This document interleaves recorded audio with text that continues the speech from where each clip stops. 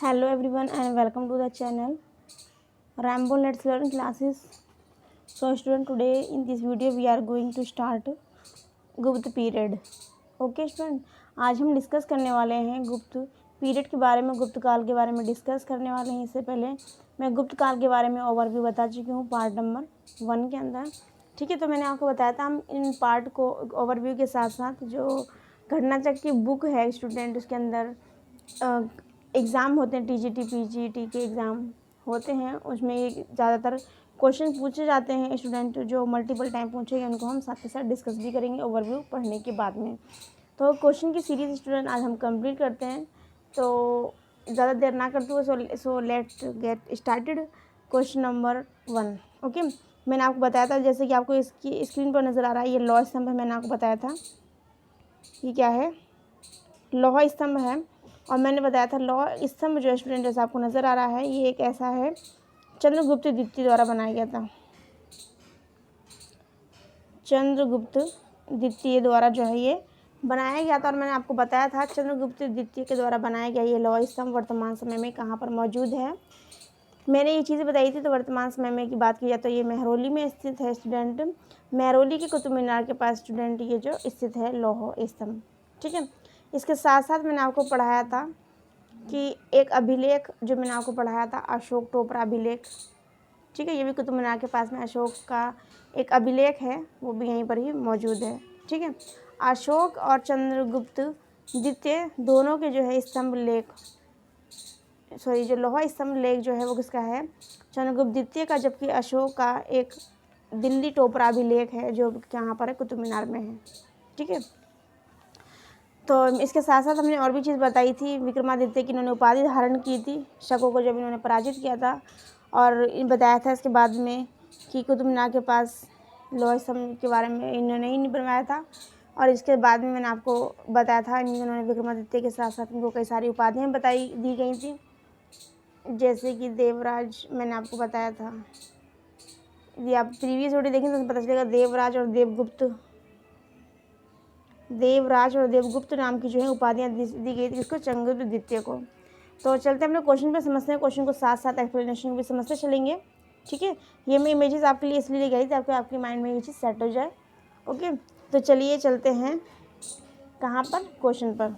एक बार दोबारा से देख लेंगे मैंने आपको क्या बताया कि चंद्रगुप्त द्वितीय के द्वारा ये लौह स्तंभ जैसा कि आपको नज़र आ रहा बनाया गया चंद्रगुप्त द्वितीय के द्वारा. चंद्रगुप्त द्वितीय ने जो है विक्रमादित्य की उपाधि धारण की थी. ठीक है, इसके साथ साथ इनको देवराज और देवगुप्त भी क्या कहा गया, और विक्रमादित्य की उपाधि भी धारण की थी जब इन्होंने शकों को हराया था, पराजित किया था. ये हम एक्सप्लेनेशन जब पढ़ेंगे ना क्वेश्चन की, तब हमें ये चीज़ और अच्छे से क्लियर हो जाएगी. तो चलते हैं अपने क्वेश्चन पे, क्वेश्चन को पढ़ते हैं और देखते हैं गुप्त बारे में. गुप्त, देखिए क्वेश्चन नंबर 1 की बात की जाए तो इसमें क्या लिखा हो, गुप्त और गुप्तोत्तर काल. क्या लिखा है, गुप्त और गुप्तोत्तर काल में लिखा हो गुप्त वंश का प्रथम जो शासक था. क्या लिखा है स्टूडेंट, गुप्त वंश का जो है प्रथम शासक पूछा गया. तो मैंने आपको पढ़ाया था, पहले क्या लिखा हुआ चंद्रगुप्त, और बी में लिखा हुआ श्रीगुप्त, और सी में लिखा रामगुप्त, और डी में लिखा है घटोत्कच. तो मैंने बताया था गुप्त वंश का जो प्रथम शासक है और इसको संस्थापक भी मैंने बताया था. तो बताइए कौन था, वो कौन था, श्रीगुप्त. कौन था स्टूडेंट, श्रीगुप्त था. और यदि बात की जाए किसकी, यदि बात की जाए वास्तविक संस्थापक की, तो मैंने क्या बताया था, वास्तविक संस्थापक किसे माना गया है, किसे माना गया स्टूडेंट, वास्तविक संस्थापक माना गया है चंद्रगुप्त प्रथम को. चंद्रगुप्त प्रथम को जो है संस्थापक माना गया है वास्तविक. ठीक है, और जबकि अगर वैसे ही पूछा जाए कि चंद्रगुप्त का संस्थापक था तो श्रीगुप्त था. और हमने पढ़ा था प्रयाग प्रशस्ति में, जो कि प्रयाग प्रशस्ति किसके द्वारा है, लिखा गया हरिसेन, जो कि समुद्रगुप्त के दरबारी कवि थे, उनके द्वारा लिखा गया था. क्या लिखा गया था, उनके द्वारा प्रयाग प्रशस्ति लिखा गया था. और मैंने आपको बताया था प्रयाग प्रशस्ति जो स्टूडेंट अशोक ने बनवाया था. और ये अशोक ने कौन सी जगह बनवाया था, अशोक ने कौशाम्बी में बनवाया था प्रयाग प्रशस्ति. ठीक है। उसके बाद में अकबर ने उसका पुनर्निर्माण करवाया और निर्माण करवाने के बाद में इन्होंने इसको प्रयाग में ही इसको क्या करवा दिया, ला करके उन्होंने वहाँ पर मौजूद करवा दिया, स्थित करवा दिया। इसी के कारण वर्तमान समय में ये जो है प्रयाग प्रशस्ति जो है प्रयाग में है। इसकी के कारण इसका जैसे कि नाम से पता चल रहा है ये प्रयाग प्रशस्ति। ठीक है। तो अकबर ने क्या करा था, उसको कहाँ पे इसको ला करके इसको जो है स्थित करवाया था वो प्रयाग में। ठीक है। तो इसलिए इसके कारण इसका नाम पड़ गया प्रयाग प्रशस्ति। ठीक है। तो इसके बारे में हम चलिए क्वेश्चन में आते हैं, समझते हैं क्वेश्चन को। ठीक है। तो इसके राइट आंसर पे यदि जाए तो राइट आंसर देखिए क्या होगा। पहले का राइट आंसर देखिए क्या है, बी, यानी कि श्रीगुप्त जो है गुप्त वंश का प्रथम शासक कहा जाता है या फिर संस्थापक कहा जाता है। और वास्तविक संस्थापक कौन है, चंद्रगुप्त प्रथम। ओके, आगे चलते हैं। एक्सप्लेनेशन मैं आपको रिकॉल करवा रही हूँ, सिर्फ मैंने बाकी बता दी है एक्सप्लेनेशन। और जब मैंने ओवरव्यू बताया था गुप्त काल के बारे में तब मैंने इसके बारे में बताया था। हम 10 क्वेश्चन की सीरीज लेकर के आए, इनको डिस्कस करेंगे। देखिए लिखा हुआ है गुप्त वंश की जो स्थापना है 200, ये कलर पता नहीं क्यों चेंज होता है। गुप्त वंश की जो स्थापना है 275 ईस्वी में हुई थी। महाराज श्रीगुप्त, इन्होंने महाराज की उपाधि जो है धारण की थी। और मैंने आपको बताया था इनके जो बेटे थे जिनका नाम क्या था, चंद्रगुप्त प्रथम, सॉरी इनके जो पोते थे, श्रीगुप्त के जो पोते थे चंद्रगुप्त प्रथम, उन्होंने जो है एक उपाधि धारण की थी जिसका नाम था महाराजधिराज नाम की उपाधि धारण की थी। ठीक है, और उसको भी हम समझेंगे। इनके पोते, इन्होंने क्या करी, महाराज की उपाधि धारण की। इनके पोते ने महाराजधिराज, देखिए यहाँ पे आगे एक्सप्लेनेशन दिया हुआ, ये पढ़ेंगे इसको भी। ठीक है, देखिए एक बार दोबारा से देखते हैं। गुप्त वंश की जो स्थापना है 275 ईस्वी में महाराज श्रीगुप्त द्वारा की गई थी, किंतु गुप्त वंश का प्रथम शक्तिशाली जो शासक है चंद्रगुप्त प्रथम को माना जाता है, यानी कि श्रीगुप्त के पोते को माना जाता है, जिसने 319 से 334 तक जो है शासन किया। कब तक, 319 से 334 तक किया। इसने अपनी महत्ता सूचित करने के लिए अपने पूर्वजों के विपरीत महाराजधिराज की उपाधि धारण की थी। जो श्रीगुप्त जो है ये क्या है, दादा हैं। श्रीगुप्त जी क्या है स्टूडेंट, दादा, क्या है, दादा लिखा जा रहा कम जगह में। ठीक है, और इनके पोते जो हैं वो कौन है, चंद्रगुप्त प्रथम जो है इनके कौन है, पोते हैं, ग्रैंड सन है। ठीक है, तो जिनके जो पोते थे उन्होंने महाराजधिराज की उपाधि धारण की, वहीं दादा ने महाराज की उपाधि धारण की। ठीक है, इनके काल के बारे में भी आप देख लेंगे, इंपॉर्टेंट है। 319 से 334 तक का इनका शासनकाल माना जाता है।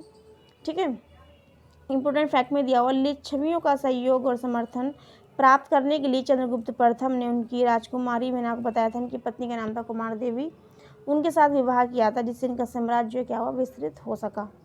समुद्रगुप्त के प्रयाग अभिलेख, समुद्रगुप्त के प्रयाग अभिलेख से जो चंद्रगुप्त प्रथम है उनको लिच्छवी दौहित्र यानी लिच्छवी कन्या से उत्पन्न बताया है।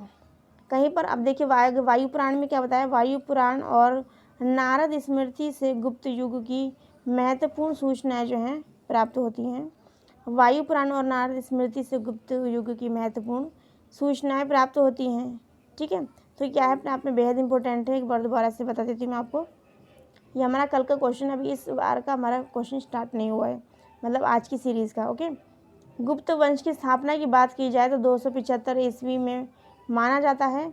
और इनके जो इसको जो संस्थापक किसे माना गया है, श्रीगुप्त को जो है फाउंडर माना गया है, किसका, गुप्त वंश का। और इन्होंने महाराज की उपाधि जो है धारण की। और आगे कहा गया है गुप्त वंशावली में सबसे प्रथम जो शक्तिशाली जो शासक था चंद्रगुप्त प्रथम को माना जाता है। चंद्रगुप्त प्रथम ने 319 से 334 तक जो है शासन किया और अपनी महत्ता सूचित करने के लिए अपने पूर्वजों के विपरीत महाराजधिराज की जो है उपाधि धारण की, किसने, चंद्रगुप्त प्रथम ने। अब इनके दादा ने महाराज, तो इन्होंने महाराजधिराज की उपाधि धारण की। इन्होंने महाराजधिराज की जो उपाधि धारण की कब की थी, जब इन्होंने क्या करा था, एक युद्ध में, युद्ध जब ये जीते थे, मुझे युद्ध ध्यान आ रहा वो कौन सा था, मुझे आगे पढ़ेंगे उसके बारे में।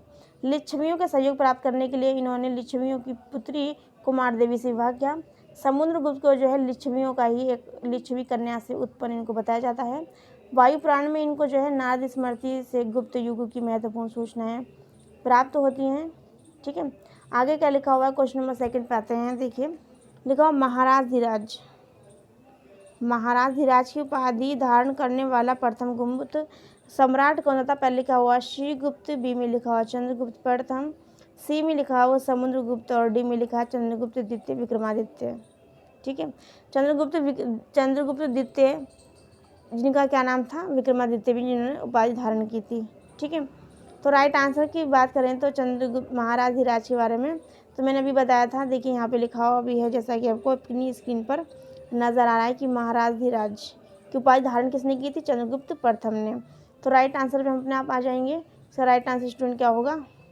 राइट आंसर इसका क्या होगा स्टूडेंट? बी होगा। ठीक है, क्वेश्चन नंबर 2 का राइट आंसर क्या होगा? बी, कि महाराज धीराज की उपाधि धारण की थी चंद्रगुप्त प्रथम ने की थी, जो श्रीगुप्त के क्या थे? पोते थे। ठीक है, और श्रीगुप्त ने महाराज की जो है उपाधि धारण की थी। ओके, गुप्त वंश का वास्तविक संस्थापक जो चंद्रगुप्त प्रथम को माना जाता है। इन्होंने अपनी महत्ता सूचित करने के लिए अपने पूर्वजों के विपरीत महाराज धीराज की उपाधि धारण की। सेम चीज़ लिखी जो ऊपर बताई गई मैंने आपको। इंपॉर्टेंट फैक्ट में लिखा हो गुप्त संवत को जो है शुरू करने का जो श्रेय जाता है वो चंद्रगुप्त प्रथम को ही जाता है। ठीक है, गुप्त संवत जो है कैलेंडर में गुप्त संवत जो है स्टूडेंट 319 ईस्वी इसको शुरू करने का जो श्रेय जाता है चंद्रगुप्त प्रथम को दिया जाता है। गुप्त संवत और शक संवत के बीच 241 वर्षों का अंतर है। किसके बीच? गुप्त संवत और शक संवत के बीच कितने का अंतर है स्टूडेंट? 241 का। यानी कि गुप्त संवत की बात की जाए तो शक संवत की यदि बात की जाए तो शक संवत 78 ईस्वी में शुरू हुआ। और जो है शक संवत जो स्टूडेंट किसने स्टार्ट किया? कुषाण शासक। किसने? कुषाण शासक। अब कुषाण शासक कौन थे स्टूडेंट? कुषाण शासक थे कनिष्क। कनिष्क ने जो है कुषाण शासक कौन थे? कनिष्क थे। और कनिष्क ने जो ही 78 ईस्वी में ही जो है शक संवत शुरू किया। ये क्या है? शक संवत 78 ईस्वी में जो है शक संवत स्टार्ट किया। ठीक है, कुषाण जो क्या थे? कनिष्क शासक थे। कनिष्क शासक कौन थे? कनिष्क जो थे कैसे शासक थे? कुषाण वंश के शासक थे। ठीक है, और बात की जाए कि इसकी 319 में गुप्त संवत स्टार्ट हुआ था, जो चंद्रगुप्त प्रथम के द्वारा स्टार्ट किया गया था। आगे लिखा हुआ चंद्रगुप्त प्रथम के सिक्कों के मुख्य भाग पर चंद्रगुप्त तथा कुमार देव की आकृतियाँ उनके नामों के साथ अंकित हैं और पृष्ठ भाग पर सिंह वाहिनी देवी के साथ साथ मुद्रा लेख लिच्छवे उत्कीर्ण हैं। इसी के कारण इनको जो है लिच्छवी कन्या से उत्पन्न पुत्र भी बताया गया है। किसमें? समुद्रगुप्त के अभिलेखों में। ये हमने भी ऊपर पढ़ा। ठीक है, एक बार दोबारा से देख लेंगे। देखिए एक बार इसको एक्सप्लेनेशन बड़ी इंपॉर्टेंट, इसको दोबारा समझेंगे। गुप्त वंश का वास्तविक संस्थापक चंद्रगुप्त प्रथम को माना जाता है, ये हमने पढ़ लिया। अपनी महत्ता को उन्होंने क्या कहते हैं साबित करने के लिए इन्होंने महाराज धीराज की जो उपाधि धारण की। गुप्त संवत जो इसकी स्टार्टिंग मानी जाती है 319 से, वहीं शक संवत जो है 78 ईस्वी से माना जाता है। शक संवत जो स्टार्टिंग जब किसने की थी? शक संवत की जो स्टार्टिंग जो की थी वो किसने की थी? कुषाण शासक कनिष्क ने की थी। कुषाण वंश का जो शासक था कनिष्क ने की थी। ठीक है, अब कहा जाता है गुप्त संवत और शक संवत के बीच में लगभग 241 वर्षों का अंतर है। चंद्रगुप्त प्रथम के सिक्कों के मुख्य भाग पर चंद्रगुप्त तथा कुमार देव की आकृतियाँ उनके नाम के साथ अंकित हैं और पृष्ठ भाग पर सिंह वाहिनी देवी के साथ साथ मुद्रा लेख लिच्छवे जो है उत्कीर्ण है। इसी के कारण जो है प्रयाग जो हमने पढ़ा था समुद्रगुप्त का प्रयाग अभिलेख, समुद्रगुप्त का पढ़ा था हमने अभिलेख, प्रयाग अभिलेख में ही बताया गया है कि वो जो है लिच्छवी से उत्पन्न कन्या, जो लिच्छवी समुदाय से रिलेटेड जो कन्या थी उसका पुत्र माना गया है। किसको? चंद्रगुप्त प्रथम को। किसको स्टूडेंट? चंद्रगुप्त प्रथम को। ठीक है, क्वेश्चन नंबर हमारा 2 होता है कंप्लीट एक्सप्लेनेशन के साथ में। चलते हैं क्वेश्चन नंबर 3 पर। देखिए क्वेश्चन नंबर 3 में क्या कहा गया है। यहाँ पे देखिए वही सब चीज़ पूछी गई है। गुप्त संवत, क्या स्टूडेंट? गुप्त संवत कब स्टार्ट हुआ था? तो हमने पढ़ा था चंद्रगुप्त प्रथम का शासनकाल, मैंने आपको पढ़ाया था चंद्रगुप्त प्रथम। चंद्रगुप्त प्रथम का जो शासनकाल है 319 से स्टार्ट हो करके, कब से? 319 से स्टार्ट हो करके 335 ईस्वी तक माना जाता है। और तभी ही चंद्रगुप्त प्रथम ने जो है स्टार्ट करवाया था गुप्त संवत। क्या स्टूडेंट? गुप्त संवत जो स्टार्ट करवाया था। तो 319 कहाँ लिखा हुआ है? यहाँ लिखा, देखो तो कन्फ्यूज करने के लिए 219 डाल दिया। 319, 606 और 144। तो राइट आंसर आपके सामने लिखा हुआ है। राइट आंसर बताइए क्या होगा? बताइए राइट आंसर स्टूडेंट क्या होगा?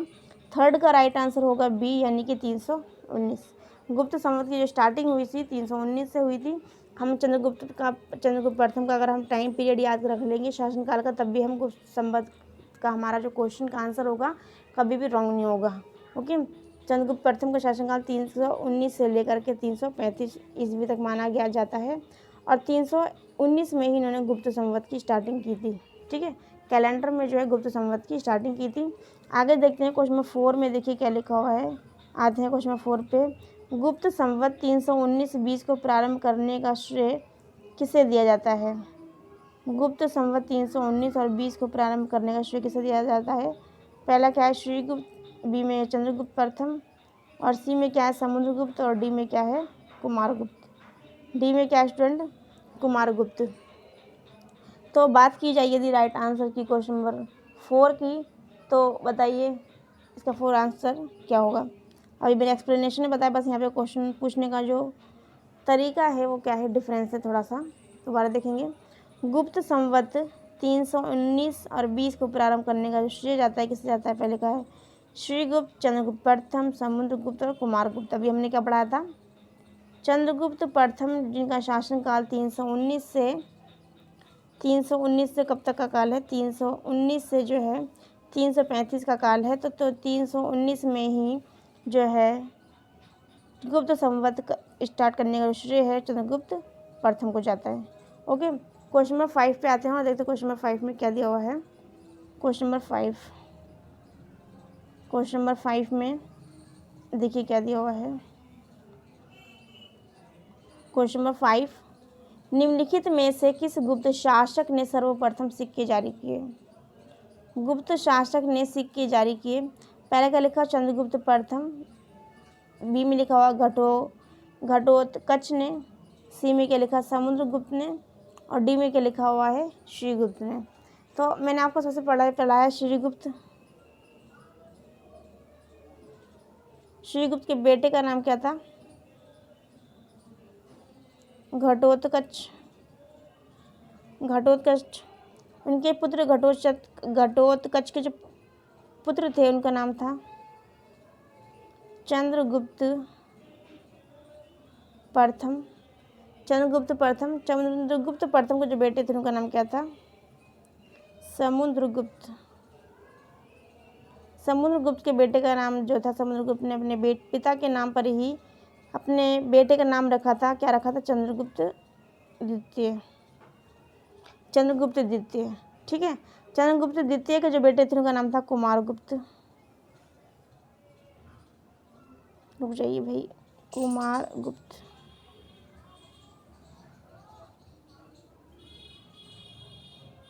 देखिए एक बार ऐसे ही पढ़ लीजिए, मैं आपको बता देती हूँ। पहला क्या है स्टूडेंट? देखिए एक बार, थोड़ी सी प्रॉब्लम हो गई है। ये क्या है? श्रीगुप्त के बेटे का नाम क्या था? घटोत्कच। के बेटे जो थे वो कौन थे? चंद्रगुप्त प्रथम के जो बेटे थे समुद्रगुप्त थे, और समुद्रगुप्त के जो बेटे थे स्टूडेंट, समुद्रगुप्त सेकंड के जो बेटे थे वो कौन थे? कुमारगुप्त। क्या थे स्टूडेंट? कुमारगुप्त थे। ठीक है, तो ये सीरीज़ हैगी किसके बारे में? और कुमारगुप्त के एक बेटे थे जिनका नाम था स्कंदगुप्त, और विष्णुगुप्त जो थे इसके लास्ट शासक थे। तो ये आपस में क्या थे? रिलेटिव थे। ठीक है ना, इन पिता पुत्र का इसमें रिलेशन था, दादा पोते परदादा, इस तरीके से सिलसिला जो है गुप्त साम्राज्य का इस तरीके से चलता रहा। ठीक है, आते हैं देखते हैं एक बार। क्वेश्चन को पढ़ेंगे। क्वेश्चन नंबर 5 देखिए एक बार क्या लिखा हुआ है। निम्नलिखित में से किस गुप्त शासक ने सर्वप्रथम सिक्के जो हैं जारी किए थे। सर्वप्रथम सिक्के जारी किए थे, पहले लिखा चंद्रगुप्त प्रथम, बी में लिखा घटोत्कच और सी में लिखा समुद्रगुप्त और डी में क्या लिखा स्टूडेंट श्रीगुप्त। ठीक है, तो यहाँ पे सिक्कों की बात की गई तो मैंने आपको बताया था कि जब इन्होंने शकों को पराजित करा था, जब इन्होंने शकों को हराया था तो चांदी के सिक्के चलाए थे और विक्रमादित्य की जो है उपाधि धारण की थी, भी मैंने आपको बताया था। ठीक है, तो इसका राइट आंसर जो है स्टूडेंट बताइए क्या होगा। क्वेश्चन नंबर 5 का राइट आंसर बताइए क्या होगा। क्वेश्चन 5 का जो राइट आंसर होगा वो ए है। क्या स्टूडेंट?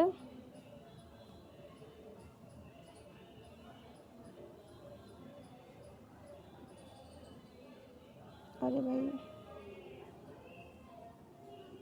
देखिए, चंद्रगुप्त सबसे पहले सिक्के जो चलाए थे चंद्रगुप्त प्रथम ने ही चलाए थे, जब इन्होंने किसको शकों को जो है पराजित किया था। उसके बाद में ही इन्होंने विक्रमादित्य की उपाधि धारण की थी। इसके साथ साथ इन्होंने चांदी के सिक्के भी चलाए थे।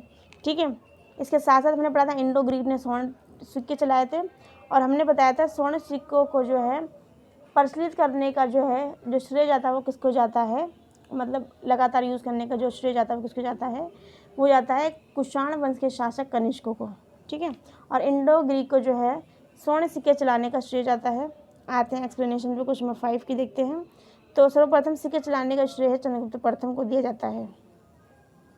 गुप्त शासकों में चंद्रगुप्त प्रथम द्वारा सर्वप्रथम सिक्के जो हैं जारी किए गए। चंद्रगुप्त प्रथम के पूर्व शासक श्रीगुप्त और घटोत्कच यानी कि चंद्रगुप्त प्रथम के पिता जो थे घटोत्कच और उनके दादा जो थे श्रीगुप्त द्वारा जो है सिक्के जारी करने का कोई साक्ष्य जो है उपलब्ध नहीं है। समुद्रगुप्त के द्वारा भी कई प्रकार के सिक्के जो हैं जारी किए गए थे, परंतु इसका काल चंद्रगुप्त प्रथम के जो है बाद में है। इसीलिए जो प्रथम चंद्रगुप्त के टाइम में यदि पूछा जाए कि सबसे पहले जो है किसने सिक्के स्टार्ट किए थे चलाना, तो चंद्रगुप्त प्रथम ने।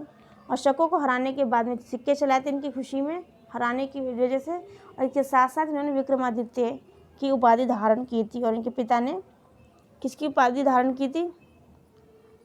इनके पिता को हरिसेन वो कहा जाता था, भारत का नेपोलियन कहा जाता था, समुद्रगुप्त थे इनके पिता, है ना। आगे देखें क्वेश्चन नंबर 6 में क्या कहा गया है।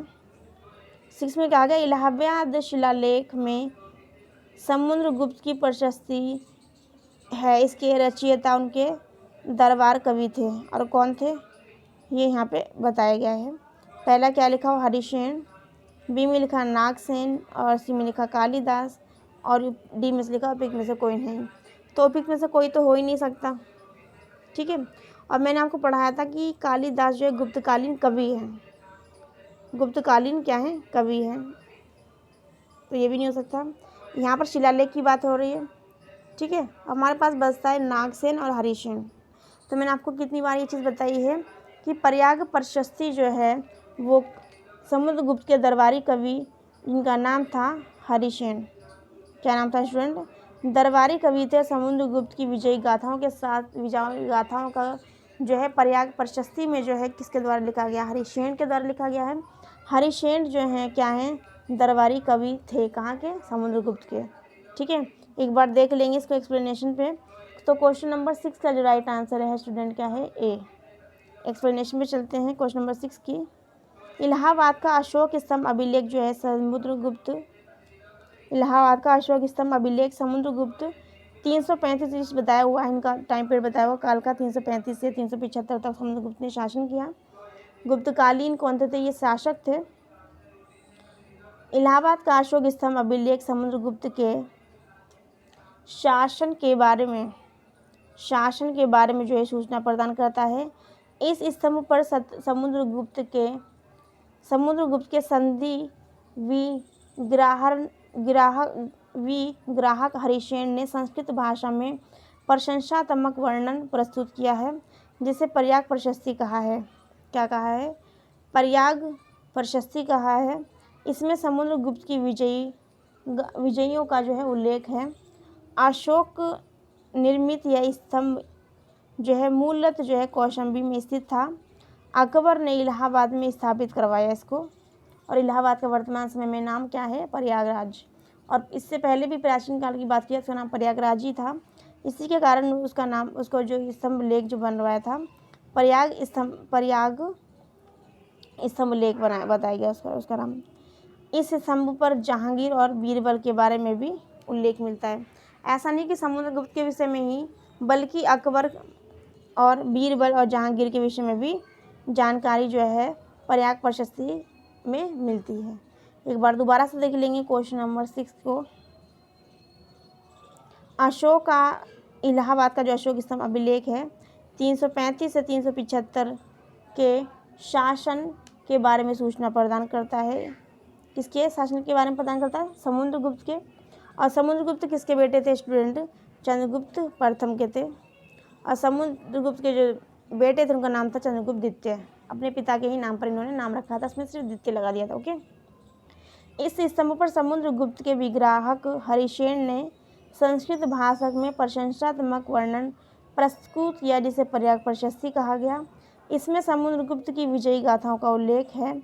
अशोक निर्मित यह स्तंभ जो है मूलतः कहाँ पर बनवाया गया था? कौशाम्बी में बनवाया गया था, स्थित था ये है। लेकिन अकबर ने जो है इसको इलाहाबाद में स्थापित करवाया। ठीक है। वर्तमान समय में इलाहाबाद का नाम क्या है? प्रयागराज। और उस टाइम पर प्राचीन काल में भी इसका नाम प्रयागराज था। इसी के कारण इस अभिलेख को प्रयाग प्रशस्ति कहा जाता है। इस स्तंभ पर जहांगीर और बीरबल का भी उल्लेख मिलता है। ऐसा ही नहीं कि समुद्रगुप्त की विजयी गाथाओं का उल्लेख है, सिर्फ समुद्रगुप्त की प्रशंसा का भी उल्लेख है। इसके साथ साथ मध्यकालीन जो शासक रह चुके जहांगीर और बीरबल और अकबर, इन सभी का भी जिक्र उसके अंदर है। प्रयाग प्रशस्ति ही एक ऐसा अभिलेख है जिसमें प्रथम लाइन पे जो नाम था वो श्रीगुप्त का था। इसी से अंदेशा लगाया गया, इसी से संदेह लगाया गया, इसी से जो हिस्ट्री क्या कहते हैं, जो कौन थे इतिहासकर्ता थे, उन्होंने ये अंदेशा लगाया कि श्रीगुप्त जो हैं वो जो गुप्त साम्राज्य है उसके संस्थापक हैं, और वास्तविक संस्थापक माना है किसको? उनके पोते को, चंद्रगुप्त प्रथम को। ओके। क्वेश्चन नंबर 7 में देखेंगे एक बार। आइए 7 में, क्वेश्चन नंबर 7, प्रयाग प्रशस्ति के लेखक कौन है? ये चीज़ दोबारा से आगे। पहला क्या लिखा? भास। बी में लिखा भारवी। सी में लिखा हरिसेन। और डी में लिखा है रासव। तो राइट आंसर पे आते हैं क्वेश्चन नंबर 7 को, देखते हैं प्रयाग प्रशस्ति के लेखक कौन है? तो कौन स्टूडेंट? हरिसेन। कौन स्टूडेंट? हरिसेन है, जो कौन से दरबारी कवि थे समुद्रगुप्त के। प्रयाग प्रशस्ति इन्होंने लिखा था। क्वेश्चन नंबर 8 पे चलते हैं, देखते हैं क्वेश्चन नंबर 8 में क्या कहा गया है। क्वेश्चन नंबर 8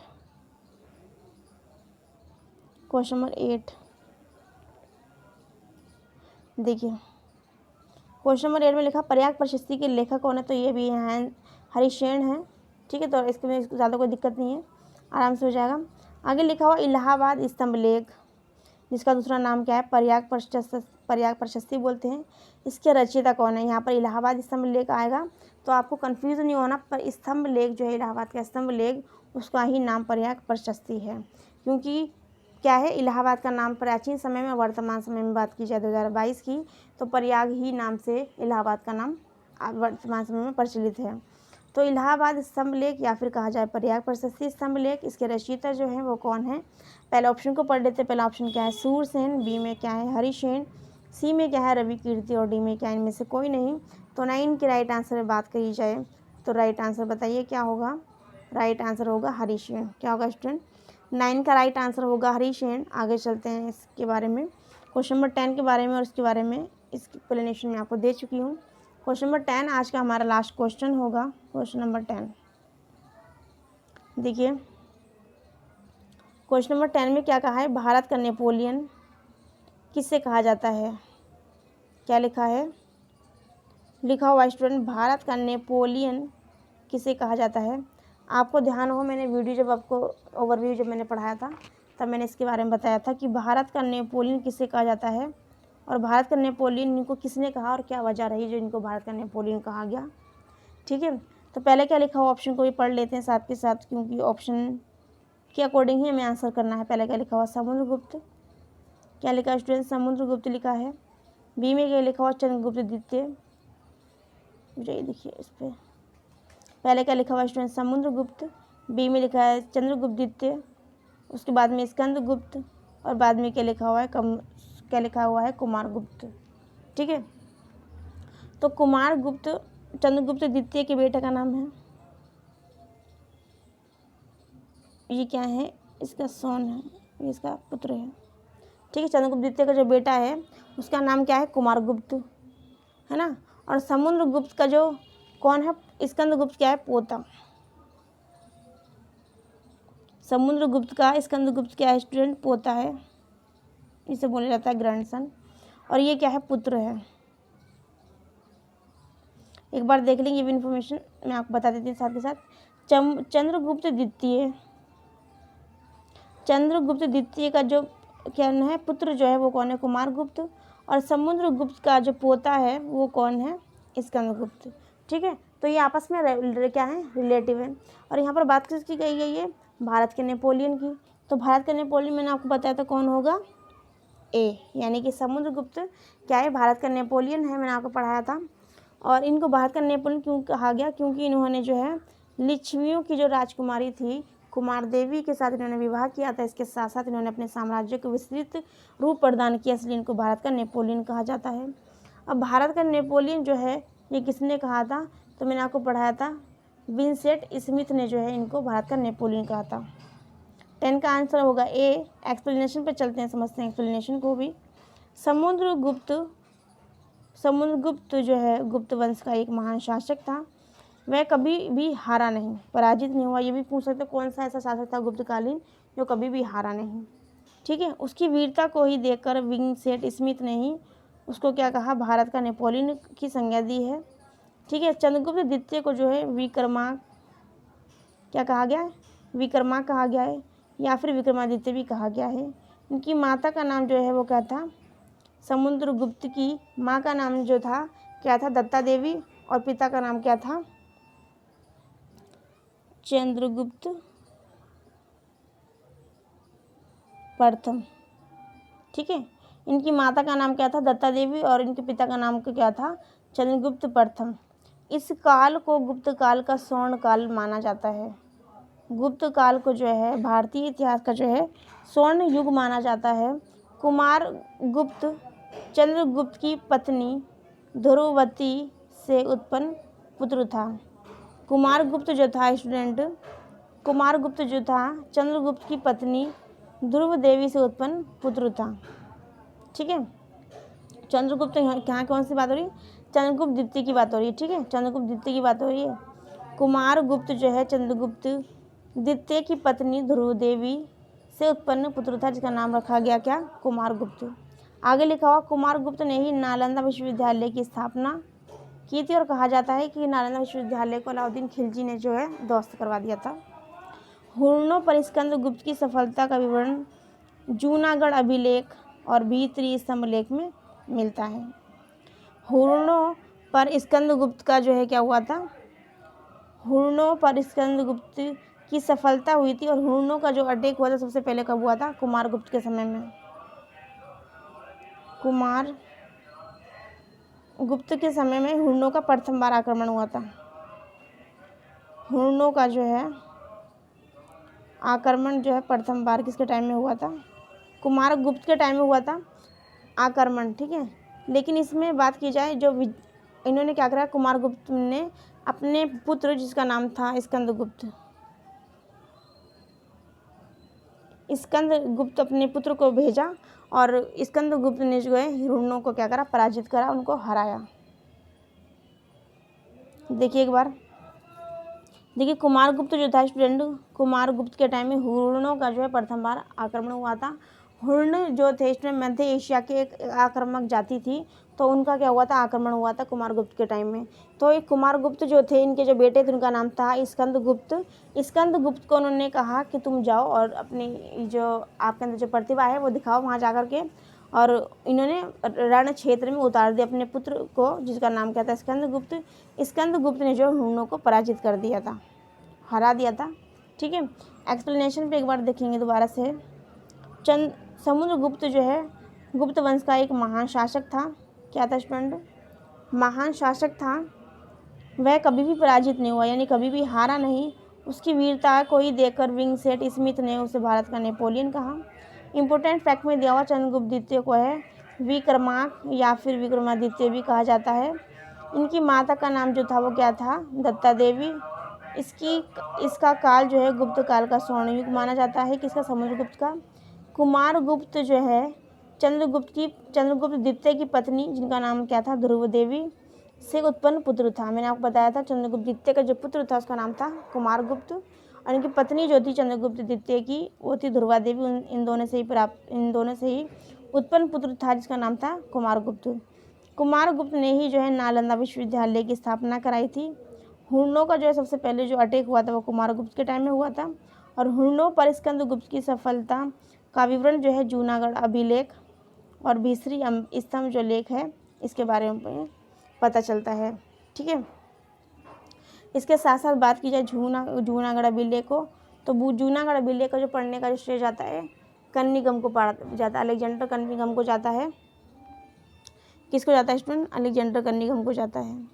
तो आज की 10 क्वेश्चन की स्टूडेंट ये सीरीज़ हमारी यहीं पे होती है फिनिश, और हम आगे 10 क्वेश्चन की सीरीज़ लेके आएंगे। थोड़ा सा ओवरव्यू को भी साथ के साथ समझते हुए चलेंगे क्वेश्चन को। और यदि आपने मेरी प्रीवियस वीडियो नहीं देखी तो आप वहाँ पर जाकर के ओवरव्यू समझ सकते हैं, और मैंने प्लेलिस्ट बना रखी है। ठीक है, तो आज के लिए बस इतना ही। Thank you for watching and subscribe me. So that's it for today's video. I hope you guys doing well. Till then, take care. Bye bye. God bless you. God bless you to all. Thank you for watching. Take care and bye bye.